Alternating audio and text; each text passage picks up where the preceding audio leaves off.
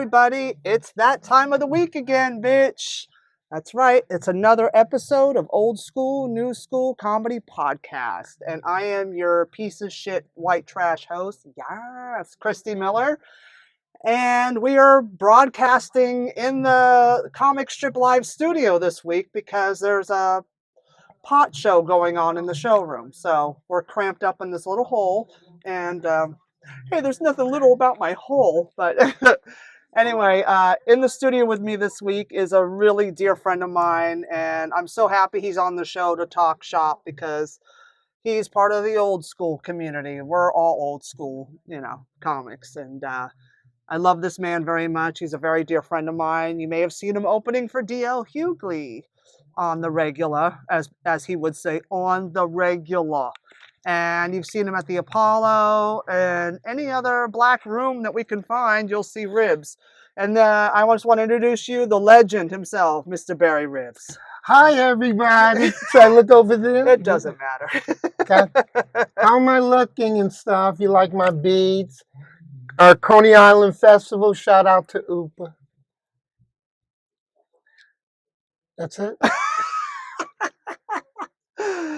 I love you, Ribs. We're gonna, as I said, we're gonna have fun. Yeah. This is probably gonna be one of my most favorite episodes because no doubt. I love this man. We've been through a lot together in our careers, and tell me, I want you to talk about, first of all, your beginning in stand-up. Like, what made you do stand-up, and how did you get into it back in the 1800s? Excellent question. I actually started formally February 1994 at Hamburger Harry's in Manhattan, a open mic run by Gladys Simon, and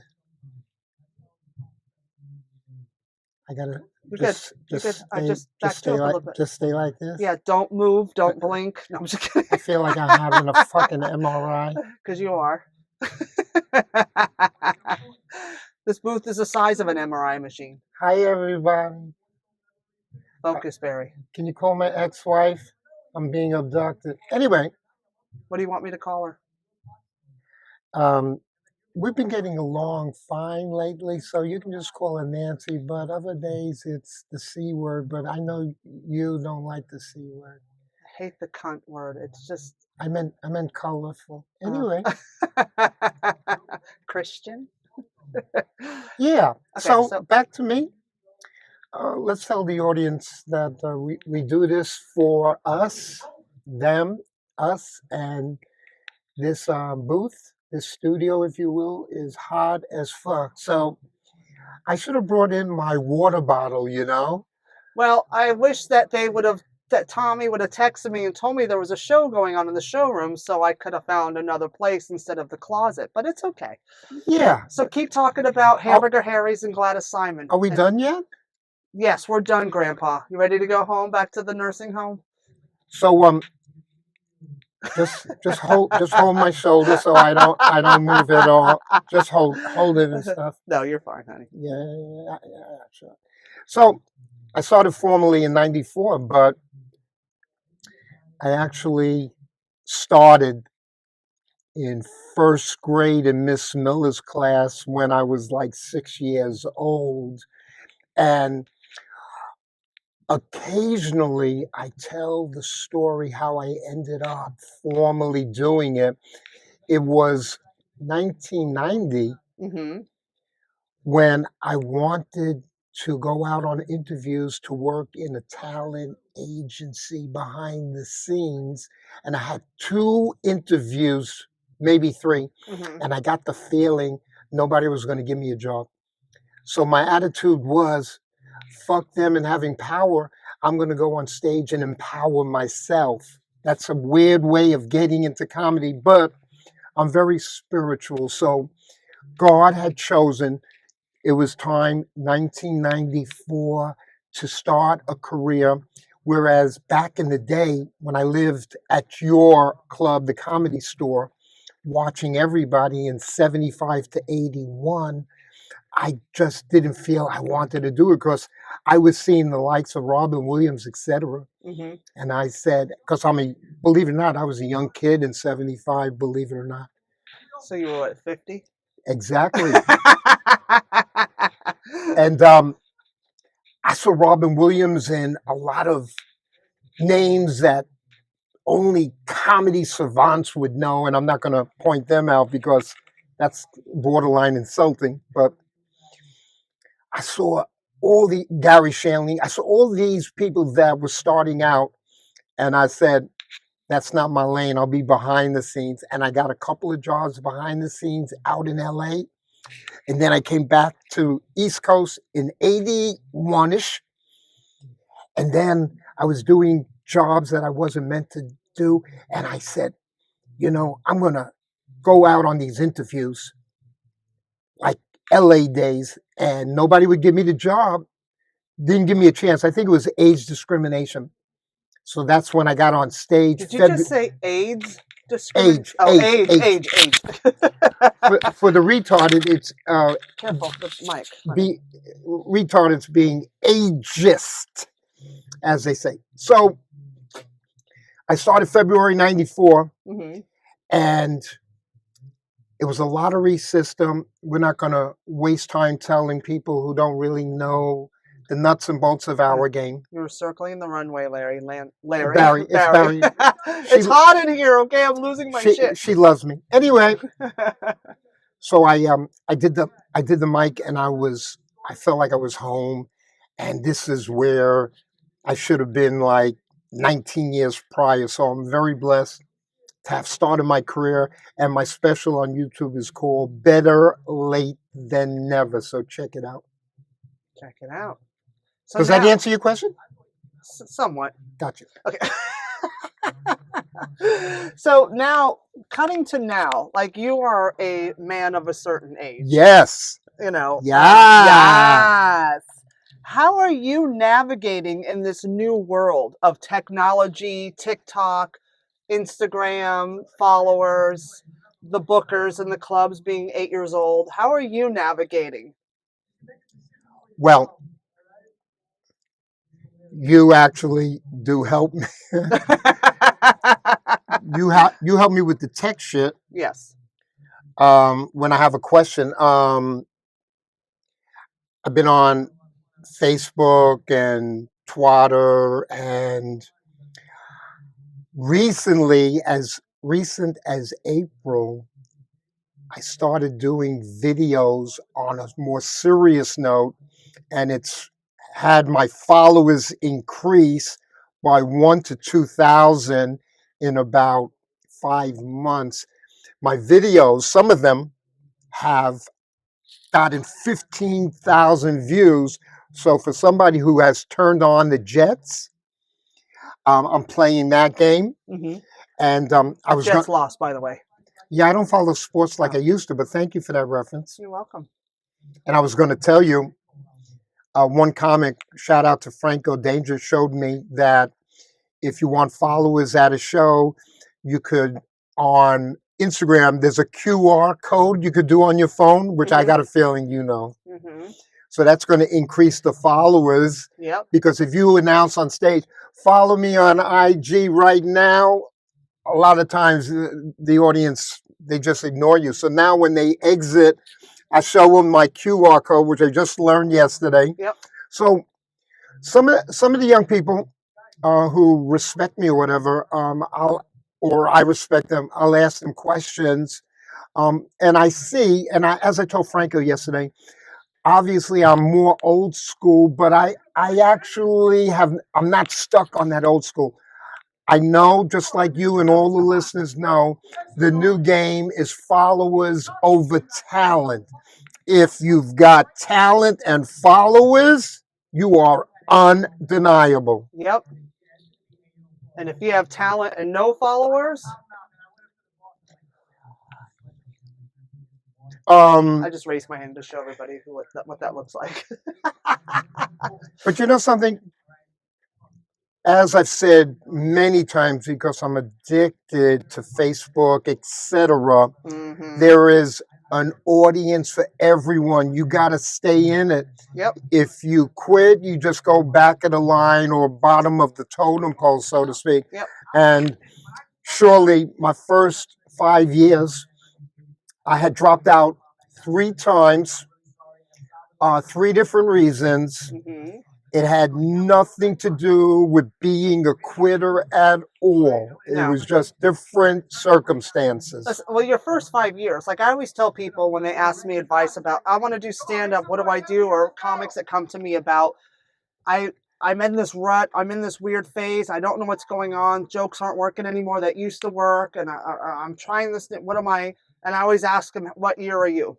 Because I always look at the comedy life as a child, because that's a child we give birth to. So, your first 5 years, you're learning how to walk, talk, be a little independent, play with your toys. So, like your first year, it's baby talk.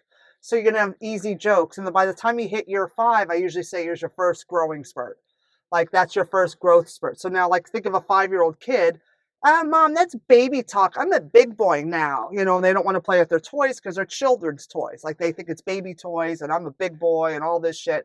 So you can now form sentences, but as you did before, so those jokes a lot of times don't translate, or you have to update them, or you just need to throw them away and just keep writing because as you get older. So usually the first 5 years, there's a lot of starting, quitting, because it's hard. No doubt about it. Oh, by the way, as an aside, I hate my nose on profile, so we need to change seats. This is my good side. You don't have a good side, Barry. I do. Well, then scoot this way, you fucking mook. Sit closer to me. No, it's He's okay. so vain. Yo. You're so vain. You probably think this pod is about you. You're so vain.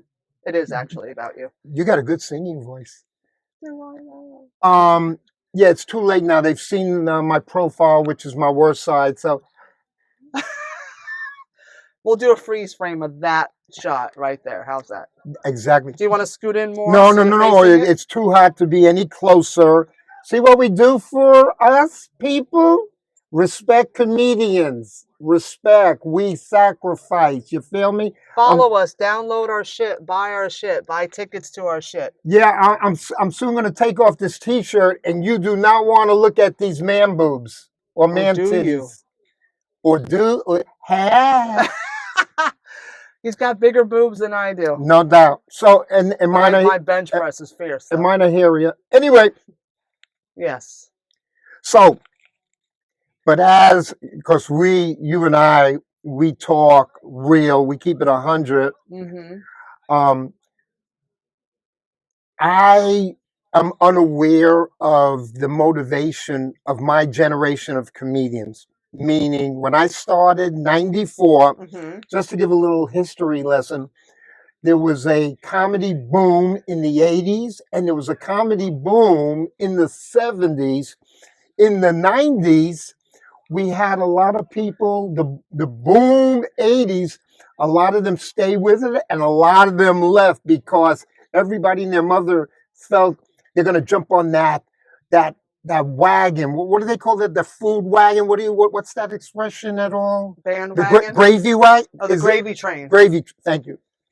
It's some kind of dog food, right? Right. Okay. So people jumped in the 80s, and then the real comedians stayed into the 90s and the present, and all those people that just jumped in and people told them they're funny. Why don't you jump into comedy? And a lot of them left.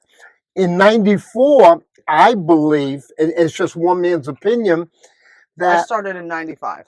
There you go.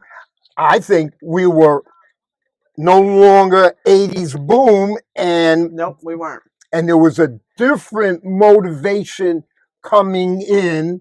And then, I don't know, the history when Facebook started and the internet and social media. Now you had another crop that said, I'm going to play the followers game. So you have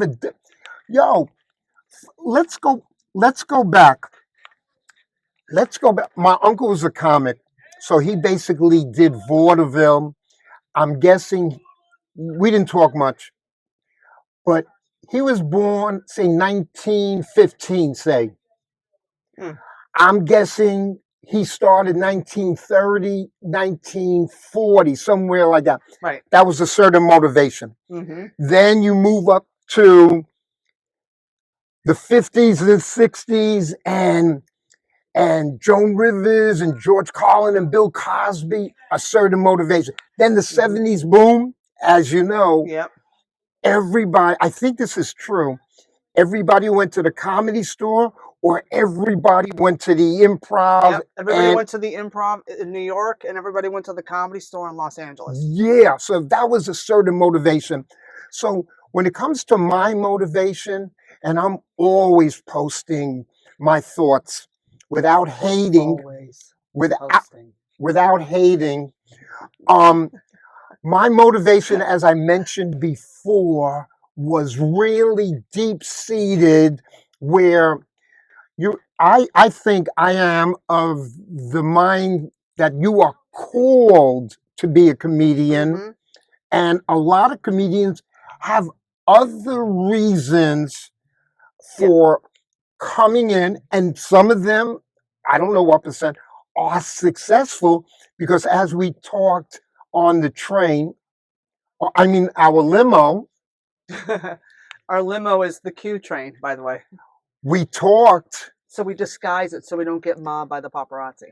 exactly, we talked about some of the young bucks that are doing well, that just know how to play the game. They figured out Yes. the algorithm. They figured out the loophole. They found their way in, and I'm all for it. Like even if I don't like your stand up and you figured it out, dude, good on you. I'm happy. I want us all to win. There you go. And there's plenty of room at the dinner table for everybody. That's what I think. But I could be wrong because people whatever. But it's like I love when people hate on these new jacks that come up, they figured it out, they found the algorithm, they work their asses off, and they're successful. Like the Matt Rifes, the Troy Bonds, the kids that are coming up. And they're all hating on them. Like, why are you hating on them? Because they figured it out and you didn't? Exactly. Why don't you learn from them? Do you remember about a month ago or so, they went all in on Matt Rife? Yeah, I do. I said he figured it out. Good for him. And I had some no-name, unknown, unfunny Long Island comic attack me on my post about it.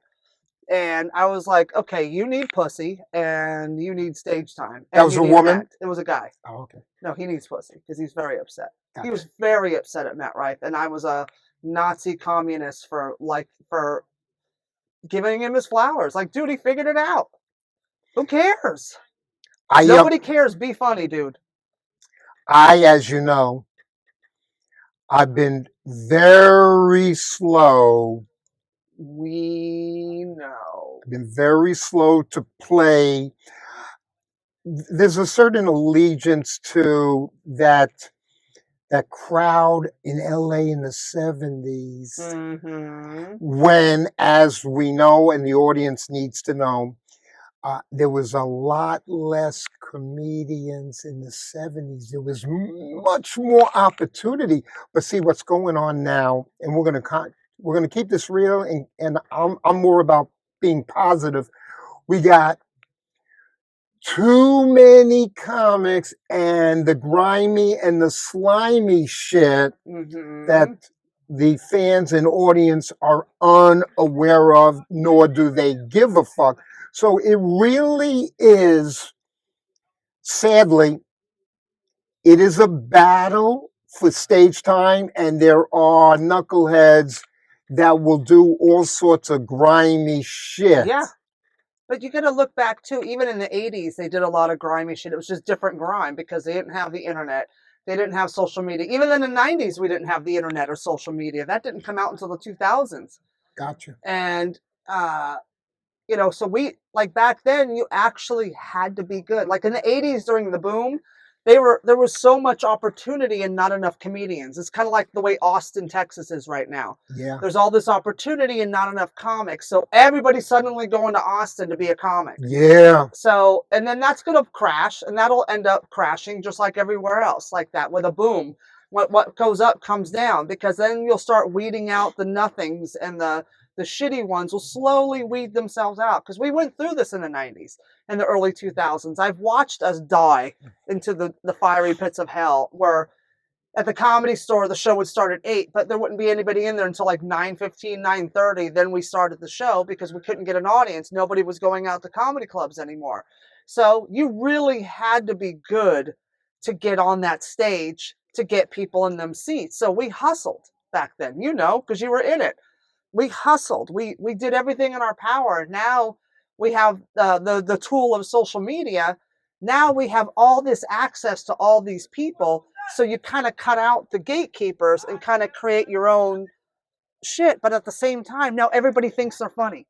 Everybody thinks stand-up is easy. So now there's all these comics saturating. They'll fall off the wayside. No doubt, no doubt. They will. And you want to know something?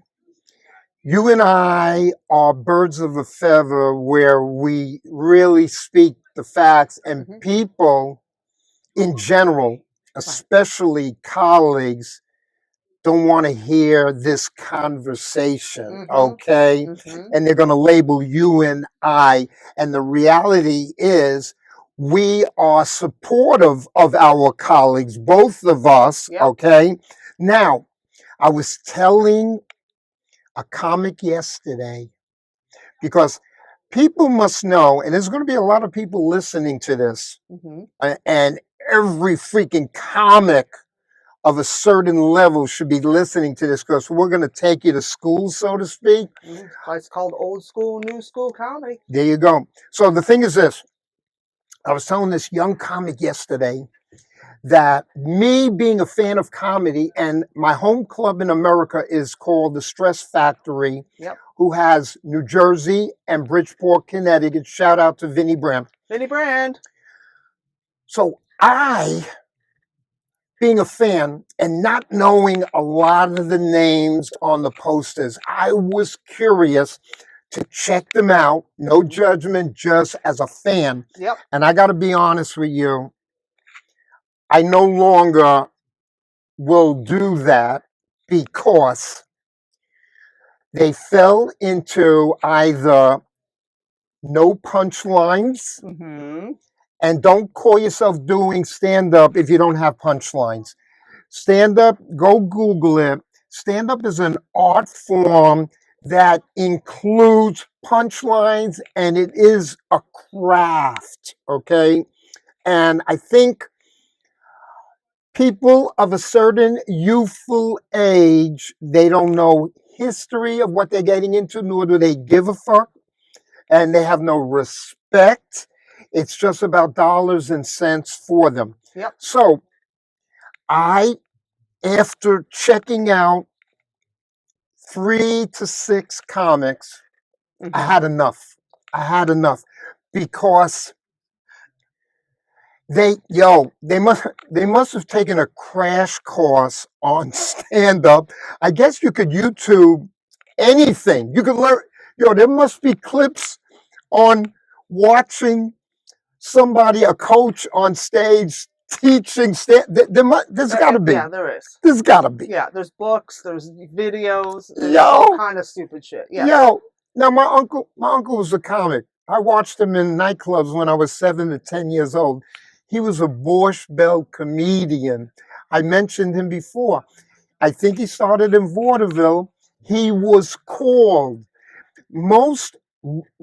I would say virtually every real comedian is needy of attention, smiles, applause, compliments. We take insecurity, I think, to a different level. So Vinny Brand, I told him yesterday, Vinny Brand is a great booker. Owners are all about their club being filled. And I look at the IG followers on those bookings. There are dudes from 30K to 1 million K. And this is what bookers are going by. They're going by the numbers. So that's why I got serious about my videos, Mm-hmm. and my followers is laughable. But now that I got the CR code, what is it called? QR. Yeah, close enough. See, QR. We got to There's an alphabet mafia. We got to include the It's Q. the LGBTQR. Is there any other? IA plus. There's other letters. Negative. Pi. IUD. They probably want etc. So we're good. Why don't we just say A through Z? Can we do that? Yeah. Covers everybody. Shout out to the A through Z. shout out to the alphabet mafia. We love you. I love my alphabets. I know you do. It's amazing that comics have to kind of, as my dude Tony Rock said, writing material today, quote Tony, writing material today is the new math. The new math. As comics, we kind of understand. Yep. That's a great way to put it. The new math. Tony Rock. We love Tony. Shout out to Tony Rock. So, T-Rock, come on my show, Tony Rock, will you?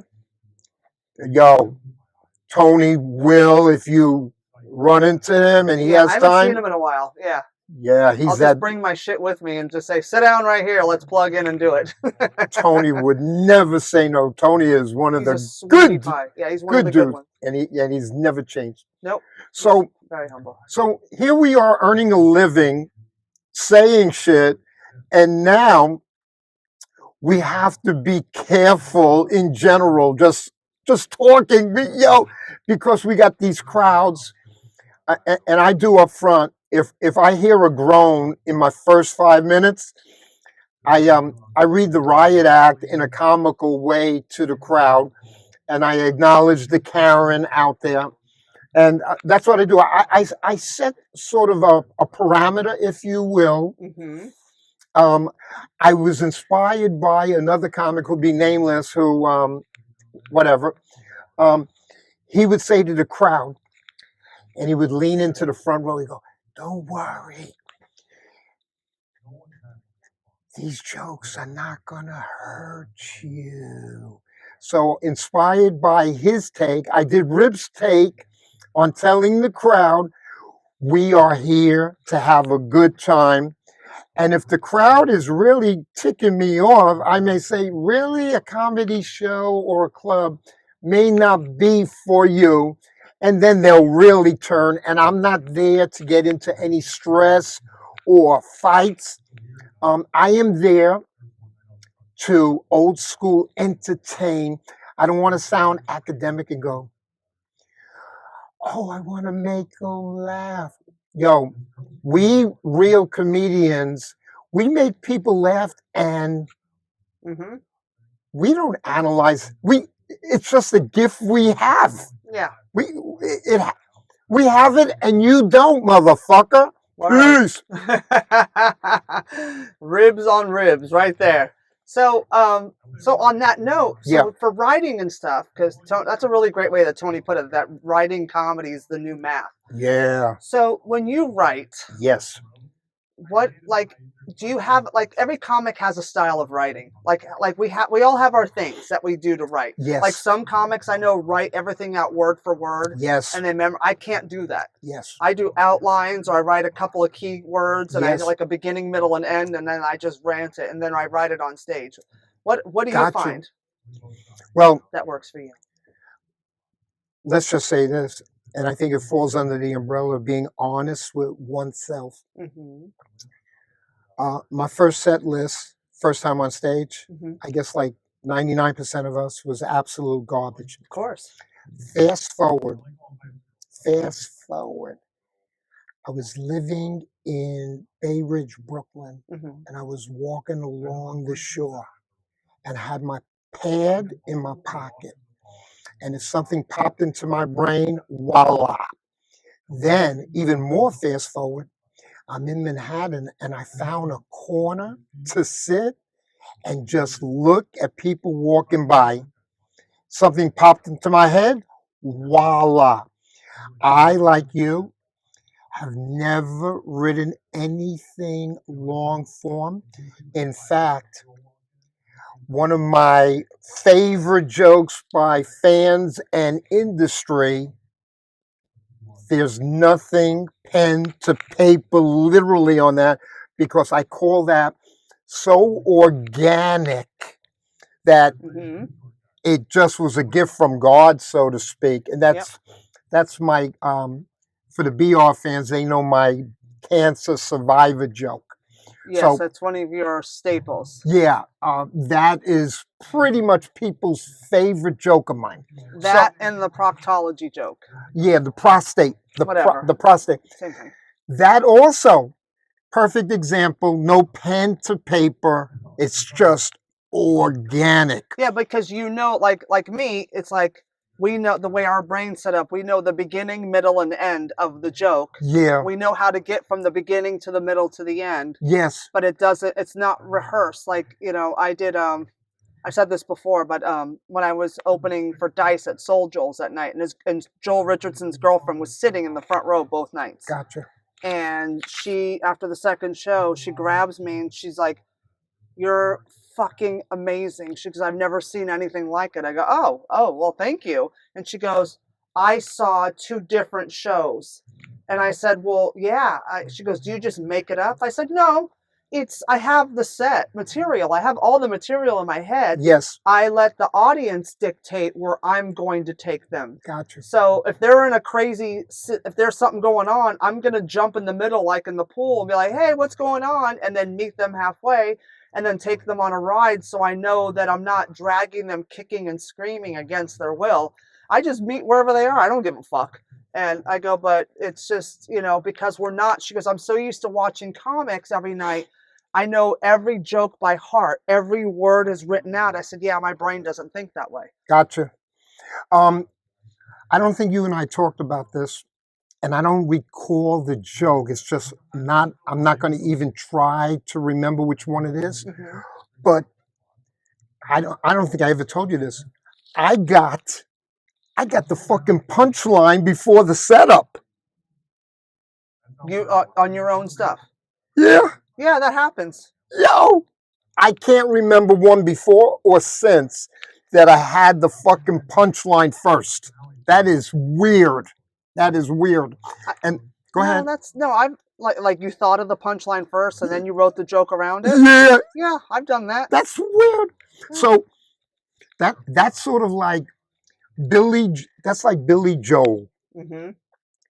As you may know, he writes the mute. Sorry for spitting on you. All right. It's a little shower. It's raining outside too, so why not rain in here?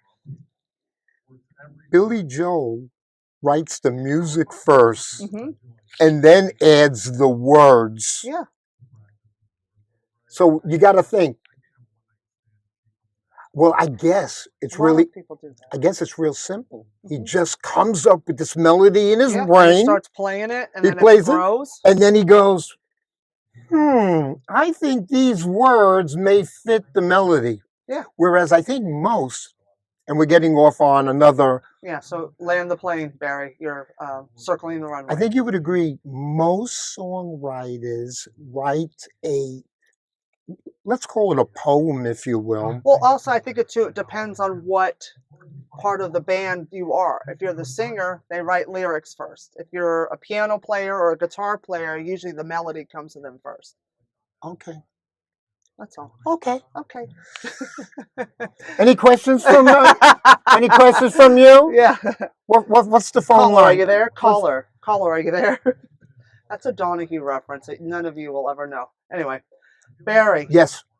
So now cut to now, like with the writing and stuff. Yes. When you go on stage, I'm interested in this because I have my own thing and everybody has their own thing. When you go on stage, do you have a set list that you adhere to, or do you just go up and freestyle it and see what comes?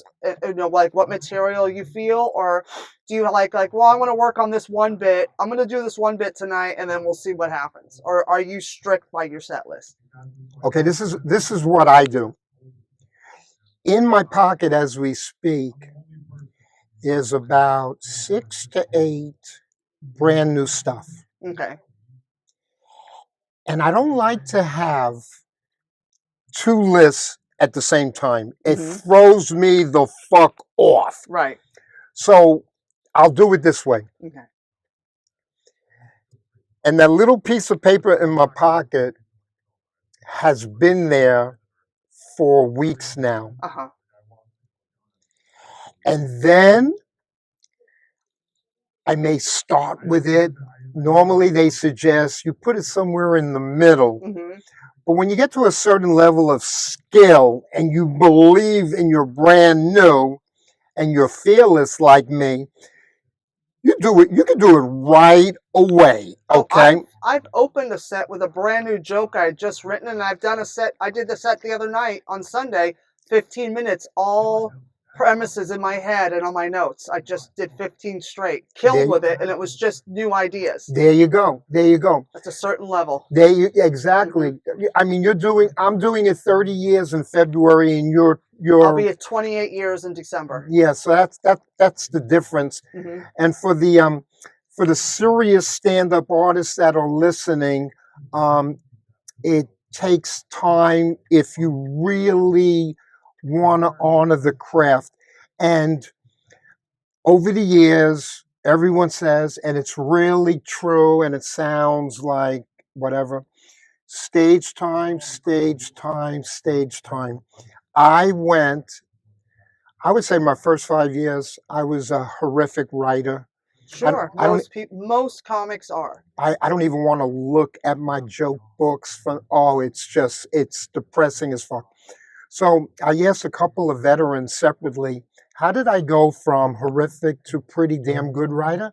And they both said separately, stage time. Mm-hmm. And that's how you kind of you just It's like 10,000 hours to be an expert. That is a real thing. It takes 10,000 hours to be an expert. yes. So stage time, like when I first started, Mooney said, homie, just get on that stage. I don't care where it's at. Just get up on stage. You're going to find it up there. You're not going to find it in a book. You're not going to find it. You're going to find it on that stage. Yeah. You sounded like a sore throat Christy on that one. I probably was. Gotcha. Yeah. So getting back to your question, I am known, if anybody is watching me, my set is never the same set, but I do use some of my classic shit because I write stuff that stands the test of time, whereas some of our colleagues are doing current events, topical shit, blah, blah, blah. The good thing about topical shit is there's always something new to do. And you're constantly writing but it's a good action. I always tell young comics, definitely not all, because then you're rewriting everything all day long. But if you throw in a couple current events, it keeps you writing. It keeps your muscles moving. Yes. And throw in current events and then have your stock, personal shit, and you'll be good and it'll help you grow. Yeah. So now that I got that little list of the newer stuff, Mm-hmm. and once I really work that out, Mm-hmm. I hope to have an empty pocket, and then I'll have for every set, and I'll look at the crowd. It's called reading the crowd, and I could actually perform for literally any age group. Yep. Okay. So what I'll do is, to answer your question, I never write down more than 6 jokes that are a must to do. And those may be the ones that are newish or they've been collecting dust, okay? Yeah. So that's what I do. I'll have that, and so I can remember it easier, I'll actually alphabetize it, okay? Okay. Yeah, so this way, and like I got 3 jokes. And I did it around pandemic time because the crowd, when people were coming back to the clubs and we had the plexiglass or whatever, I noticed at the Broadway Comedy Club, the average age was 20 years old. Yep. So it inspired me to look in the mirror and say, yo, Barry, this is a young crew, and maybe you want to teach them a little facts of life in a comical way. So I have in my memory bank. These 3 jokes, I have it down as ALS. And sadly, I remember ALS as that Lou disease. Gehrig's disease. Yeah. Yeah. So A stands for age. Mm-hmm. L stands for life, and S stands for stress. And Land the plane, land Barry. the plane Land again. the plane. Land it. So I always forgot. I thought there was maybe a 4th one, and I had to go down my list. And I go, yo, those are the 3 of that particular topic, if you will. Yep. And the young people, you may or may not agree with me, when they see older like you and I, and they are vested in learning from people before them to make their life a little easier, and we do it in a comical way, wow, they're getting gems, and they're getting life advice. They're getting life advice in a comical way that may stay with them easier and more. You know what I mean? Yeah. So, I always love to wrap up the show with my 2 favorite questions. I ask every comedian on this show the same 2 questions because Yes. there's 2 things that I love. First of all, the first question is: Yes. Is there a comedian that has done a bit? Yes. That has made you go, God damn it, that's brilliant. I wish I had written that. Who was it and what was it? Well, honestly, as you know me, I never have that sort of thought, oh, I wish. No. But the bit, and I may have told you this, Mm-hmm. and there's only, you may agree with this. Yeah, land the plane, Ribs. We got to wrap it up. You may agree with this. We don't laugh. Well, you're a laugher. You're a laugher. I'm not. Yes. It for me to laugh like a civilian, Barry. What's the bit, Barry? The bit is, as we're closing up, Jeff Ross has a bit about Queen Elizabeth. Oh my God, I love that bit. Oh my fucking God, that bit made me angry that I didn't write it. Okay, land the plane. Okay. And number 2. Yes. What is your favorite street joke? You know, as comics, we sit in the green room, talk trash. Now, I opened for Paul Mooney for many years, and Paul's closer was 3 or 4 street jokes that he would Mooney-ize. Oh, okay. Yeah, so I love street jokes. Mooney loved a good street joke. And what is your go-to? Everybody has their favorite. What is yours? A street joke. Well, give me a little bit more with that, because I don't necessarily know what a street joke is. So okay, street joke is just like those average jokes that people tell, like, you know, like when Eddie Murphy did a bear and a rabbit take a shit in the woods. Oh, you're talking about stock jokes? Yeah. Yeah. They're called street jokes. Stock jokes, same thing. Yeah. I hate when people come over. Can I tell you a joke? And I don't want to hear any of those. Well, that's different. But when you're hanging out with us and we're talking shit. No, I'm deaf to that shit. So you know why he's deaf to that? Because he was alive before street jokes were invented, people. Thank you. Exactly. Da, da, da, da, da. Oh, I don't have that on. Sorry. I have a rim shot in there that didn't work. So, Ribs, I love you. Tell everybody where they can find you on the socials and any dates you want to promote. Yeah, well, the important thing is, and thanks for listening in, and make sure you listen to these podcasts with or without me. Instagram Barry_Ribs, RIBS. And I'm going to go off Twitter because he's charging soon. I heard about that. Fuck that guy. I will never pay for Twitter. And dates coming up. I'm always promoting on Instagram and Facebook. I don't have a working website until you really out there support me. Love you all. We love you too. And don't forget to follow us at Old School New School Comedy on Instagram, and follow us on Apple Podcasts, Spotify, where YouTube, Acast, wherever podcasts are. I love you guys. Don't forget to follow the show. Follow me at Christy Miller Comedy. Follow at Barry_Ribs. And don't forget to like, subscribe, and share the show. We love you. See you next week, bitch. Peace. Bye.